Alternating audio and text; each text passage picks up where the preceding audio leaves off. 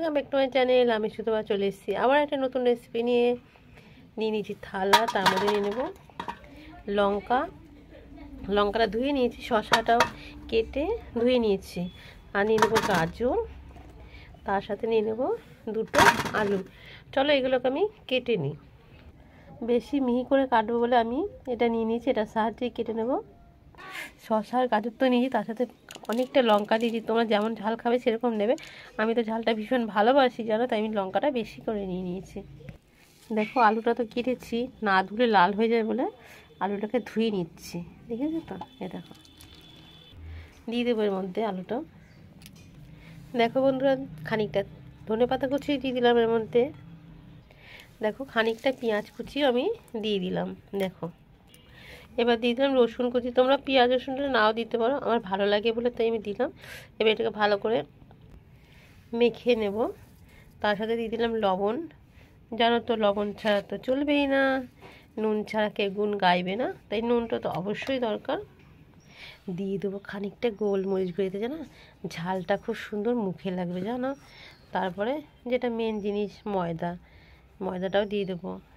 এবার না অল্প করে জল দিয়ে আমি এটাকে আস্তে আস্তে মেখে নেব, গোলাটা তৈরি করে নেব। দেখো মেখে নিয়েছি, দেখতে পারলে? এ দেখো সবাই মেখে নিয়ে নুনটা একবার চেক করে নেবে, কেননা নুনটা তো কম বেশি হতেই পারে, তার জন্য।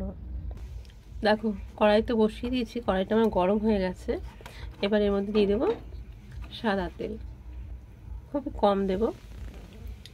তেলটা ধোয়া উঠছে জানো তো, তেলটাকে আমি সারাটা কড়াই ছড়িয়ে দিই, তাহলে সুবিধা হবে। তেলে ধোয়া হচ্ছে, এবার এটা দিয়ে ভালো করে চারিপাশটা ছড়িয়ে দেবো। দেখো ওপরটা দেখেছো এরকম কালার হয়ে গেছে, তখনই বুঝতে হবে হয়ে গেছে। তখন আমি কী করবো, উল্টিয়ে দেবো এটা। এই দেখো, যেহেতু আলু দেওয়া আছে তো একটু টাইম নিয়ে করে নিতে হবে। তা দেখো আমার দুদিকটা কিন্তু খুব সুন্দর লাগে, দেখেছি তো? দেখো এবার গরম গরম পরিবেশন করো। হয়ে গেছে।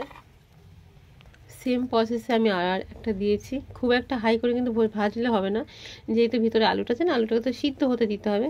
তাহলে আমি বাদ বাকি কটা বানিয়ে নিই। এবার এরপরে সস দিয়ে দাও, দেখে নাও। আর জানো তো আমি তো চা খেতে ভীষণ ভালোবাসি, তাই দিয়ে নেবো চা। তাহলে কেমন হয়েছে বলো অবশ্যই কমেন্ট করে, আর ভালো হলেও কমেন্ট করে বলো, না হলেও কমেন্ট করে বলো, ঠিক আছে? আর সব তাহলে পাশে থেকো, আর পুরো ভিডিওটা টেনে না, পুরো ভিডিওটা দেখো কেমন হয়েছে অবশ্যই বলো। তাহলে সবাই সুস্থ থেকো, ভালো থেকো, সবাইকে টাটা।